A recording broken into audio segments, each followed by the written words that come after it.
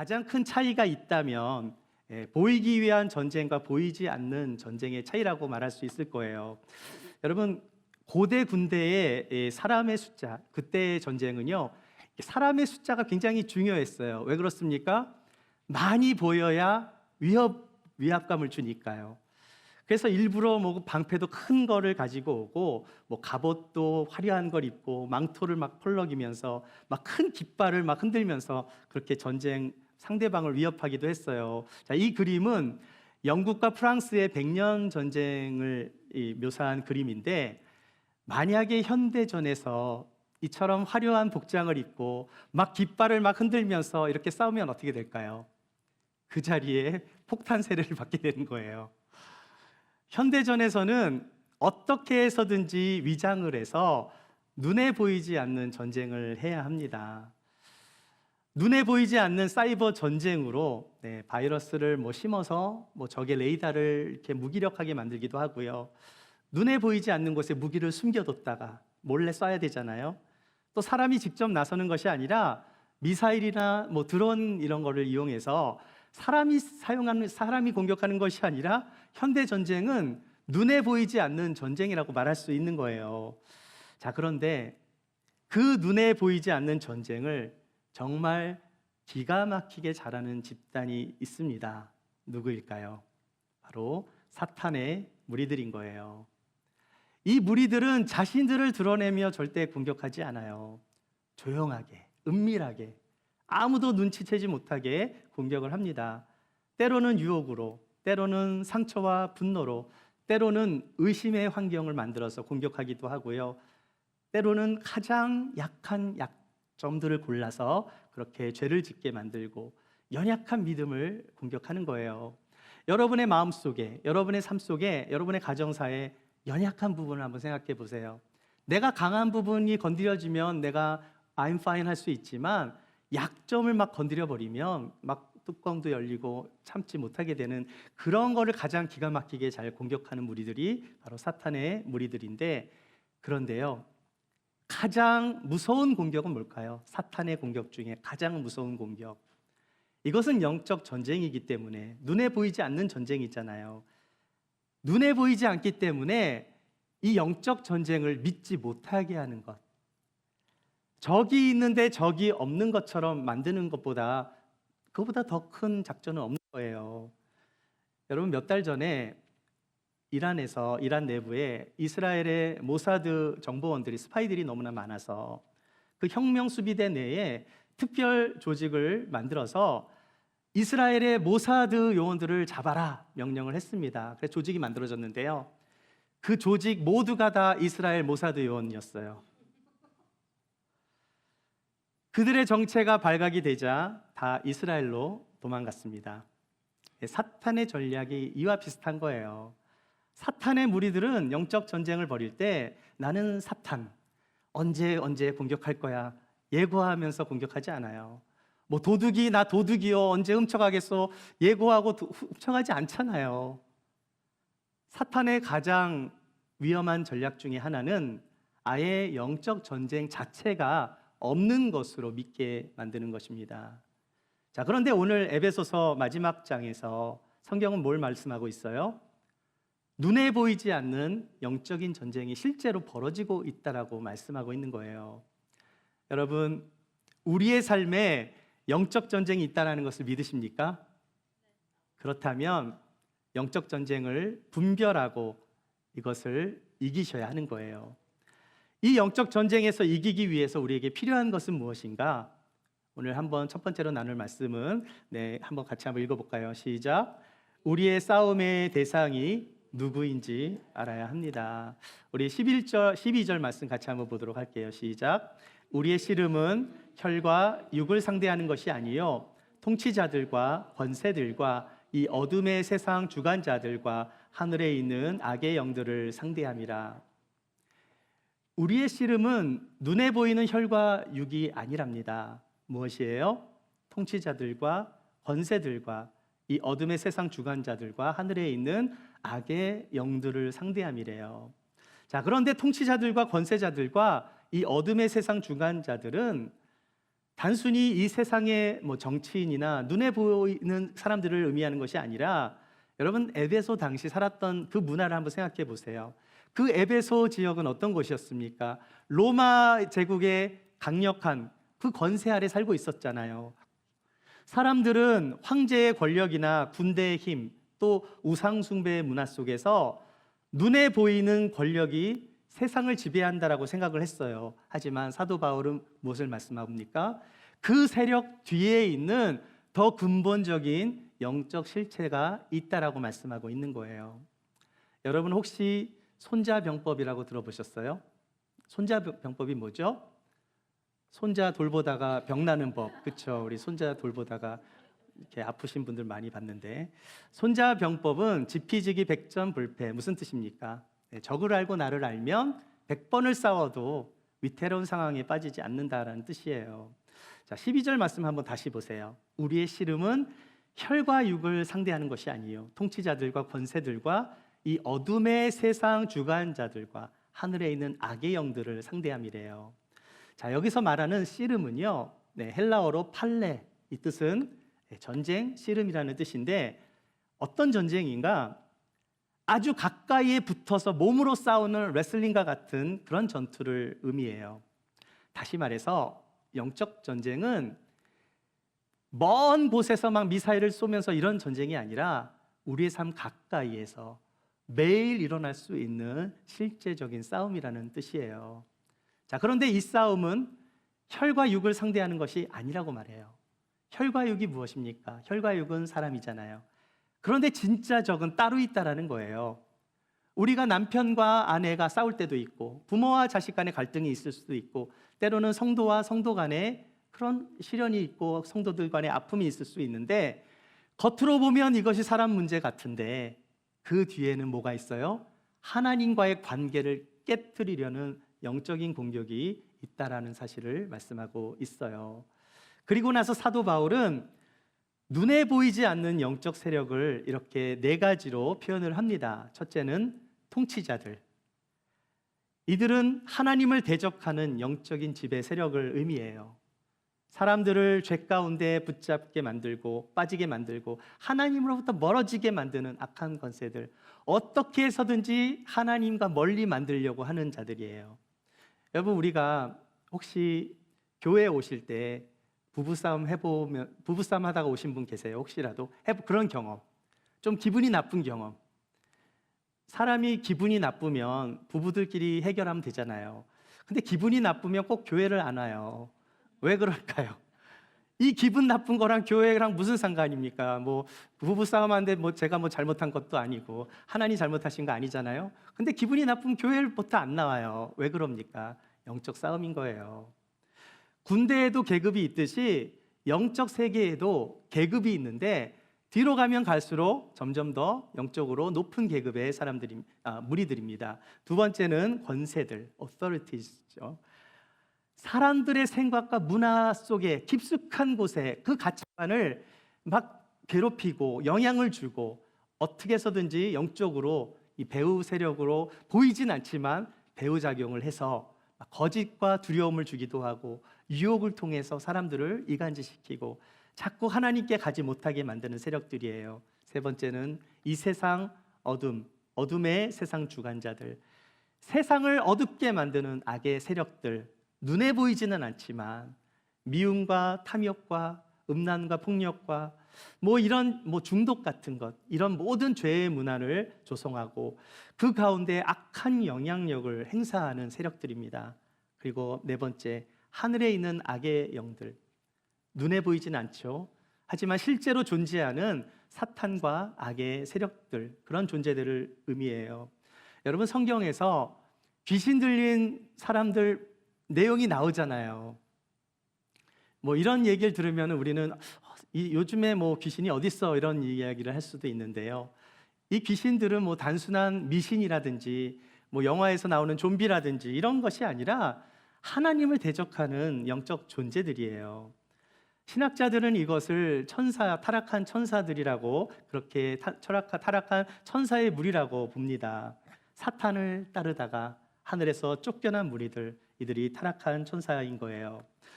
여러분 혹시 무당의 간증 들어보신 적 있습니까? 무당의 간증.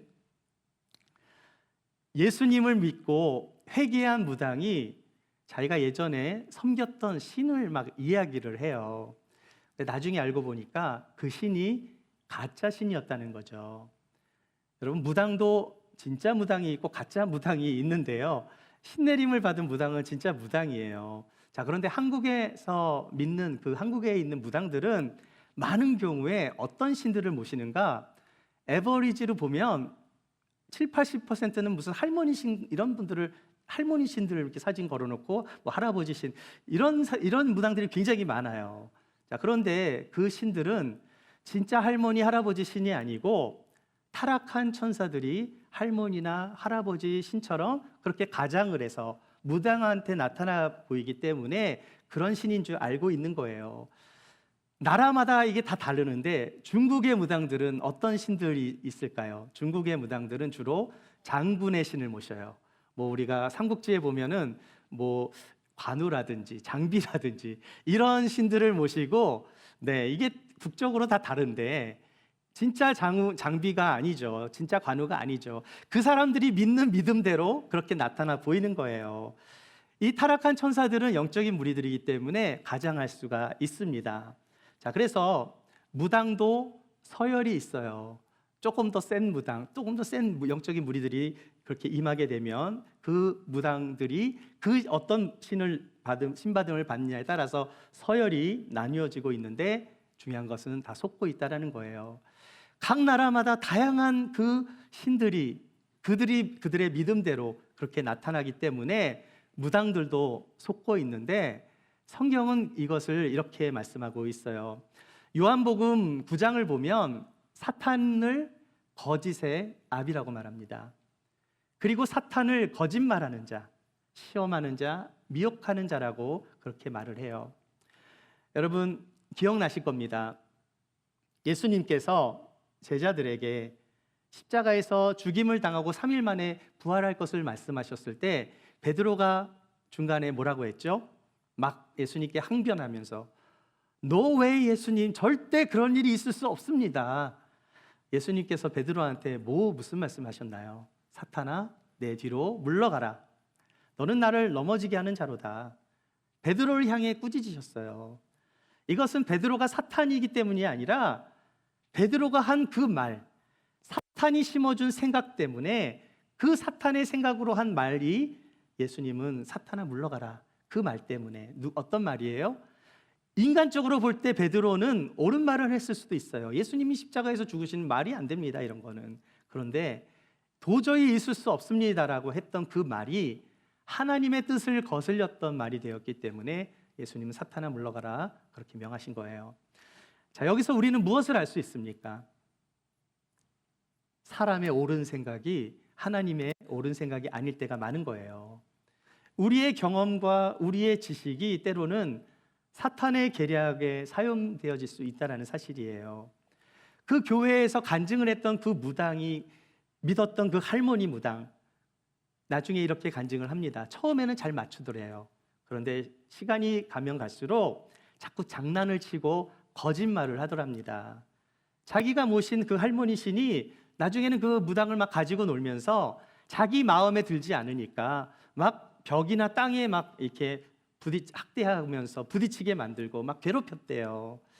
그 무당이 나중에 이러다가 자기가 죽겠다 싶어가지고 자기가 살기 위해서 예수님을 믿었다라고 간증을 했어요. 그리고 그 무당은 예수님을 믿고 나서 악의 세력으로부터 자유함을 받았습니다. 제가 처음 신앙생활을 했던 1980년도나 90년도만 해도요, 한국에 귀신 들렸다고 하는 사람들이 요즘보다 훨씬 많았어요. 자, 그런데 그 귀신 들린 증상이 정신병 걸린 사람하고 굉장히 비슷하거든요. 그러니까 진짜 귀신이 들린 건지 정신병에 걸린 건지 사실 구분하기가 쉽지 않아요. 정신병원에 근무하시는 사람들은 귀신의 존재를 믿지 않기 때문에 귀신 들린 사람을 인정하지 않지만 성경에는 귀신 들린 사람이 분명히 나오기 때문에 우리는 이 정체가 무엇인지를 우리는 알아야 하는 거예요. 제가 미국에서 고든 카멜이라는 신학교를 다닐 때 구약학 교수님 중에 닥터 니하우스라는 구약학 교수님이 계셨는데, 이분이 가지고 계신 은사 중에 하나가 귀신을 보는 은사가 있었고요, 또 귀신을 내쫓는 은사도 있었어요. 어느 날 수업 시간에 미국 학생이 이런 질문을 했습니다. 정신병에 걸린 사람과 귀신 들린 사람을 어떻게 구분할 수 있는가 교수님한테 물어봤거든요. 교수님이 이렇게 말씀하셨어요. 개인적으로 귀신 들린 사람으로 의심이 되는 그런 사람이 있어서 신방 요청을 받으면 무조건 금식 기도부터 하신대요. 오랫동안, 거의 일주일 동안 금식 기도를 하고 나서 그 사람의 눈을 뚜려지게 보잖아요. 그러면 정신병에 걸린 사람은 아무것도 보이지 않는데 귀신 들린 사람의 눈을 보면 뭔가가 보인답니다. 이건 은사가 있는 분이니까 그 말씀을 하셨는데요. 여러분, 이런 이야기를 들으면 좀 무서울 수도 있지만 그리스도인이라면 악의 영들을 무서워할 필요가 없어요. 왜냐하면 예수님은 이미 어둠의 세력을 이기셨고, 또 성경은 어둠의 세력을 이길 방법을 모두 말씀해 주시기 때문이에요. 하늘에 있는 영의 악한 영들을 이기려면 어떻게 해야 합니까?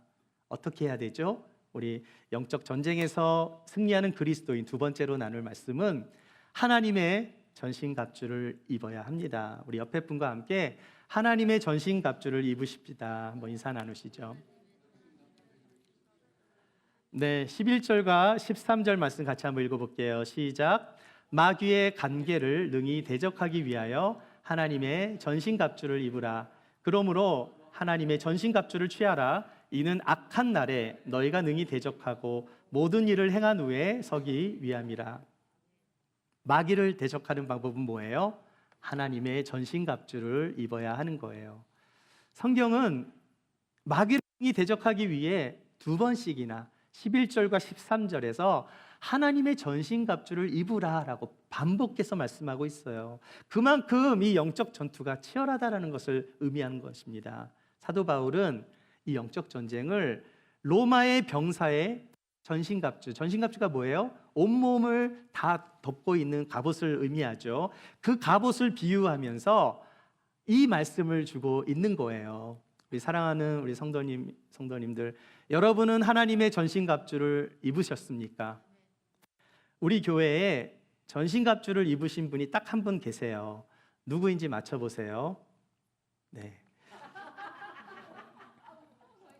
아마존에서 전신갑주를 오도해서 오 목사님 입혀드렸는데요.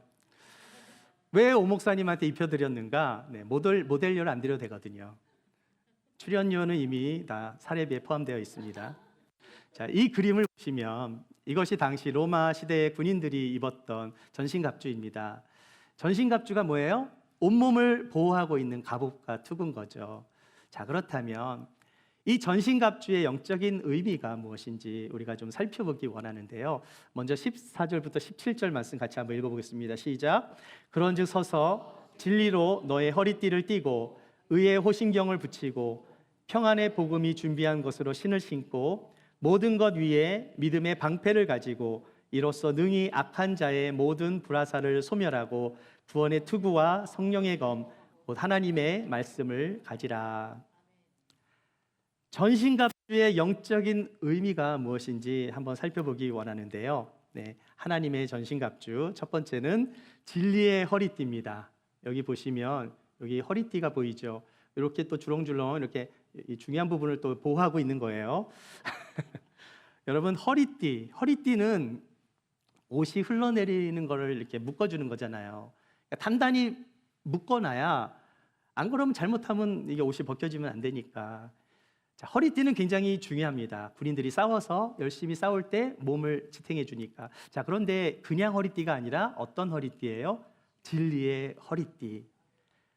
여러분, 진리를 믿어야 되는 거예요. 우리는 그 진리가 우리의 삶의 기준이 되어야 하는 거예요. 그 진리의 허리띠는 예수 그리스도의 진리를 우리 가장 중요한 부분에 걸쳐야 한다는 말씀이에요.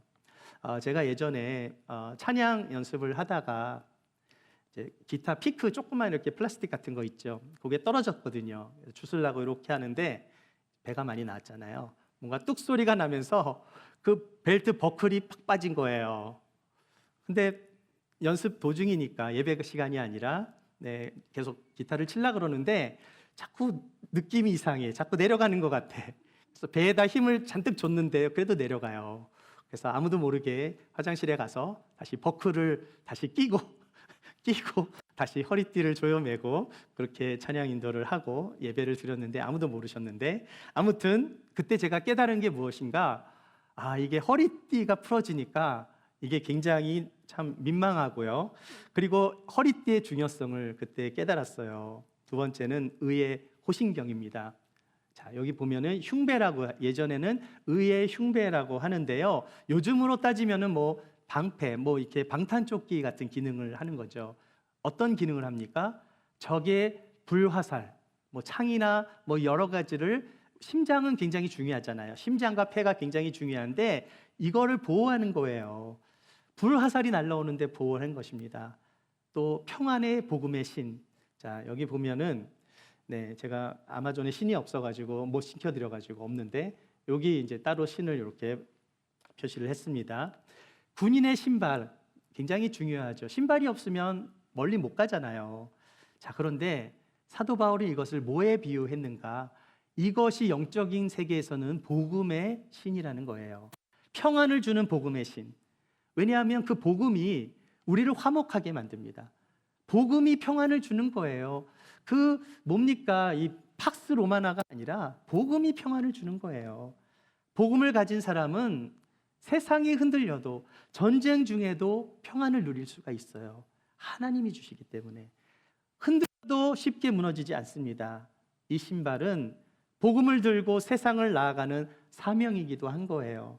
다시 말해 성도는 평안을 누리는 사람일 뿐만이 아니라 평안의 복음을 전하는 사람들입니다. 믿음의 방패. 이 방패는 무엇을 막을 수 있어요? 마찬가지로 적이 막 화살을 쏠 때, 불을 붙여서 막 화살을 쏠 때 영적 전쟁에서 이 불화살의 공격은 두렵잖아요. 막 하늘에서 막 화살이 막 떨어진다고 생각해 보세요. 어떻게 해야 됩니까? 방패로 막아야 하는 거예요. 우리에게 영적으로 막 두려움이 있고 무서움이 있고 세상에 막 미혹하는 여러 가지 일들 때문에 내 미래가 불확실하고 내가 어떻게 마음을 둬야 될지 모르는 그런 상황 속에서 영적인 악의 세력들은 영적으로 불화살을 우리에게 막 쏘는 거예요. 막으려면 어떻게 됩니까? 방패로 막아야 하는 거예요. 근데 그냥 방패가 아니에요. 믿음의 방패입니다. 우리의 믿음이 여러 가지 영적 전쟁에서 우리를 보호해 주는 거예요. 믿음이 중요합니까? 중요하지 않습니까? 우리를 흔들려고 하는 악의 세력이 있을 때 우리는 믿음으로, 의심이 들 때 정말 하나님이 살아계실까? 내가 기도한다고 응답이 될까? 자꾸 부정적인 마음이 들고 포기하고 싶은 마음이 들 때, 불화살이 막 날라올 때 어떻게 해야 해요? 막아야 하잖아요. 무엇으로? 믿음의 방패로 막아야 하는 거예요. 그 믿음은 감정이 아니라 하나님의 약속을 믿어야 하는 것입니다. 다섯 번째는 무엇입니까? 구원의 투구. 머리가 중요하죠. 머리는 굉장히 중요합니다. 그런데요, 머리는 또 어떤 일을 하죠? 머리는 우리의 정신과 생각하잖아요. 많은 경우에 사탄이 우리의 생각을, 부정적인 생각을 주게 하면서 생각을 공격할 때가 굉장히 많아요. 그 사탄이 베드로의 머리에 부정적인 생각을 준 것처럼 의심하게 만드는 생각, 절망하는 생각, 남을 정죄하는 생각, 그런 부정적인 생각으로 가득하게 되면 이것이 나의 믿음을 포기하게 만들기도 하는 거예요. 그러나 구원의 확신이 있는 사람은 흔들리지 않습니다. 우리가 공격을 받을 때 어떻게 해야 합니까? 이 투구는 무슨 투구예요? 구원의 투구잖아요. 내가 구원받은 하나님의 자녀라는 사실을 선포하며 나아갈 때 사탄이 물러갈 줄 믿습니다. 하나님이 나를 붙드시고 내가 하나님의 자녀이기 때문에 누가 나를 건드리리요? 하나님이 나와 함께 하시고 나를 보호하시는데, 그런 영적인 공격을 받을 때마다 나에게 필요한 것, 나의 승리는 나에게 있는 것이 아니라 주님께 있다라는 사실을 선포하고 부정적인 생각을 떨어버려야 하는 것입니다. 그리고 마지막은 성령의 검이에요. 성령의 검은 곧 하나님의 말씀입니다. 여러분은 성령의 검, 여러분 성령의 검이 이전 것과 좀 다른 게 있어요. 무엇이 다를까요? 성령의 검. 좀 비싸 보이나요? 뭐가 다르죠? 성령의 검은 유일한 무기예요. 다른 것들은 다 방어용입니다. 그런데 성령의 검은 가장 강력한 무기가 되는 거예요. 여러분, 예수님께서 광야에서 사탄에게 시험을 받았습니다. 그런데 사탄과 논쟁하지 않고 예수님이 어떻게 사탄을 물리치셨죠? 말씀으로 물리치셨잖아요. 성령의 검은 곧 하나님의 말씀이래요. 말씀으로 무장하는 것이 가장 큰 방어이자 가장 큰 공격이 되는 것입니다. 따라서 영적 전쟁에서 승리자는 누구일까요? 여러분, 영적 전쟁에서 승리하기 위해서는 센 사람이 승리하는 것이 아니라 말씀 안에 거하는 사람이 이기는 줄 믿습니다. 영적 전쟁을 하고 있다라고 생각할 때 여러분 가만히 있으면 안 돼요. 주님이 주신 무기를 사용할 수 있어야 돼요. 아니, 우리에게 성령의 검이 있는데 왜 사용하지 않아요? 왜 맨날 어둠의 세력한테 맨날 맞고만 있을 겁니까? 최선의 공격이 최대의 방어가 되는 거예요.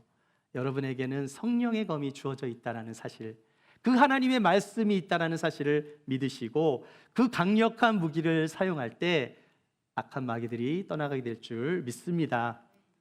그 말씀에는 하나님의 권세가 있기 때문인 거예요. 사탄은 우리의 감정과 환경과 두려움으로 흔들 수 있지만 하나님의 진리를 이길 수 없어요. 그래서 영적 전쟁에서 가장 중요한 것은 말씀으로 충만해지는 것입니다. 우리의 마음이 힘들고 낙심될 때 성령의 검, 곧 하나님의 말씀으로 우리 영적 전쟁에서 승리하시는 여러분이 되시길 축복합니다. 마지막으로 우리 영적 전쟁에 승리하는 그리스도인 마지막으로 함께 읽어보겠게요. 시작. 성령 안에서 늘 기도하며 깨어 있어야 합니다. 우리 옆에 분과 성령 안에서 기도하세요. 한번 말씀 인사 나누시죠. 성령 안에서 기도하세요. 네, 18절 마지막 절 한번 같이 읽어볼게요. 시작. 모든 기도와 간구를 하되 항상 성령 안에서 기도하고 이를 위하여 깨어 구하기를 항상 힘쓰며 여러 성도를 위하여 구하라. 사도 바울이 하나님의 전신갑주를 설명한 후에 마지막으로 무엇을 하라고 말씀하고 있어요? 성령 안에서 기도하라고 말씀합니다. 왜 그렇죠? 영적 싸움이 결국은 영적인 싸움이기 때문에 그런 거예요. 군인이 아무리 좋은 무기를 가지고 있어도 영적으로 깨어있지 않으면 계속 공격을 받게 되는 겁니다. 하나님의 자녀인 우리들은 말씀과 믿음으로 우리가 무장을 한다 할지라도 우리가 기도하지 않으면 영적으로 무뎌지고 영적인 잠에 빠질 수밖에 없을 거예요. 왜 사도 바울은 성령 안에서 기도하라고 말씀하고 있는가? 그것은 마귀가 우리보다 강하기 때문이에요. 여러분, 마귀를 절대 얕잡아 보시면 안 됩니다. 마귀는 우리 단수가 높아요. 몇 단이죠? 4단. 4단 마귀니까. 마귀를 이기려면 최소한 5단은 돼야 돼요. 그러기 위해서 우리는 성령 안에서 깨어서 기도해야 하는 것입니다. 악의 영들을 대적하기 위해 깨어서 기도하랍니다. 우리가 성령 안에서 기도하면 우리가 싸우는 것이 우리가 아니라 하나님께서 대신 싸워주시는 거예요. 영적 전쟁을 여러분의 힘으로 하려고 하지 마세요. 우리가 기도할 때 성령께서 함께 해주시고 우리의 힘으로 싸우는 것이 아니라 하나님께서 싸워주실 것입니다. 성령 안에서 기도하고 하나님의 뜻을 구하며 기도하면 성령의 능력으로 함께 하시는 주님으로 인해 살아계신 하나님을 경험하게 될 거예요. 저는 어제 이 말씀을 준비할 때 진짜 힘들었어요. 왜 힘들었는가? 컴퓨터가 말을 안 들어요, 갑자기. 근데 이 워드를 제가 쓰는데 컴퓨터 문제가 아니라 이 워드가 이게 자꾸 느려지고 자꾸 작동을 안 해서 제가 여러 방법을 다 써봤거든요. 지워서 다시 깔아서 다시 프로그램을 재부팅하고 다 했는데요. 무려 3시간 동안 작업을 했는데도 이게 안 되니까 제 마음이 초조하겠습니까? 안 초조하겠습니까? 밤 7시부터 10시 반까지 3시간 반 동안 말씀을 준비할 수 없으니까 다른 컴퓨터로 하려고 그랬는데 또 익숙하지가 않으니까 좀 큰 화면에 여러 개 띄워서 같이 준비를 해야 되거든요. 제가 속으로 계속 기도했어요. 제가 막 답답하니까 올라와가지고 제 아내한테 컴퓨터가 안 돼서 지금 이거 어떻게 설교를 해야 준비해야 되는데 어떻게 해야 될지 모르겠다라고. 제 아내도 굉장히 두려웠을지도 몰라요. 막 안타까웠을지 모릅니다. 하나님이 계속 기도를 시키더라고요. 이게 제 마음 가운데 기도하다 보니까 준비는 덜 됐는데 마음이 평안이 오는 거예요. 그러다가 컴퓨터가 풀려서 또 1시간 또 하다가 또 안 되고 이런 걸 반복하는데요. 제가 여기서 뭘 깨달았겠습니까? 이것이 나에게는 영적 전쟁일 수도 있겠다라고 생각을 한 거예요. 마귀가 뭐 컴퓨터를 장난치지는 않았겠지만 이 상황이 나를 힘들게 만들 수 있는 거죠. 마귀가 모든 것을 다 컨트롤한다고 생각하시면 안 돼요. 모든 걸 컨트롤하시는 분은 하나님이세요. 우리의 삶에서 여러 가지 장애를 만날 때가 있어요. 그건 다 마귀가 주는 게 아닐 수 있어요. 그런데 그 장애를 내가 넘어가지 못하면 그 다음부터는 마귀가 공격할 수 있는 그 자리를 우리가 만들어주게 되는 거예요. 우리의 삶에 마음이 답답하고 때로는 몸이 아프고 영적으로 눌려서 무기력한 모습으로 살아갈 때, 그런데 성령님은 어떤 분이십니까? 우리의 약함과 연약함을 아시고 말할 수 없는 탄식으로 중보하시는 분이 성령님이시잖아요. 마귀는 우리가 영적으로 잠들어 있기를 원해요. 하지만 우리가 깨어서 기도하면 어떻게 됩니까? 마귀의 정체가 드러나기 때문에 마귀는 어떻게 해서든 우리가 기도를 하지 못하도록 그렇게 만들어 버리는 거예요. 왜 하나님께서 쉬지 말고 기도하라고 말씀하셨겠어요? 기도하면 영적인 분별력이 생기기 때문이에요. 기도하면 하나님의 일하심을 보게 되는 겁니다. 기도할 때 영적인 전쟁에서 승리하게 될 줄 믿습니다.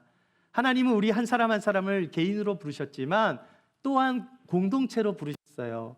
우리 교회는 기쁨의 교회이지만 또한 기도하는 교회가 되기를 축복합니다.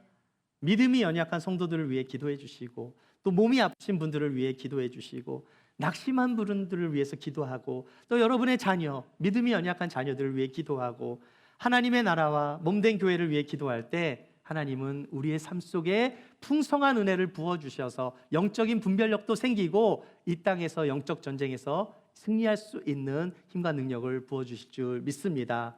우리 사랑하는 성도 여러분, 영적 전쟁은 눈에 보이지는 않아요. 하지만 분명히 존재하고 있는 실제적 싸움이라고 말씀해요. 그렇기 때문에 우리는 이 존재들을 두려워할 필요가 없어요. 왜냐하면 이미 예수님께서는 십자가의 죽으심과 부활로 사탄의 권세를 이기셨기 때문입니다.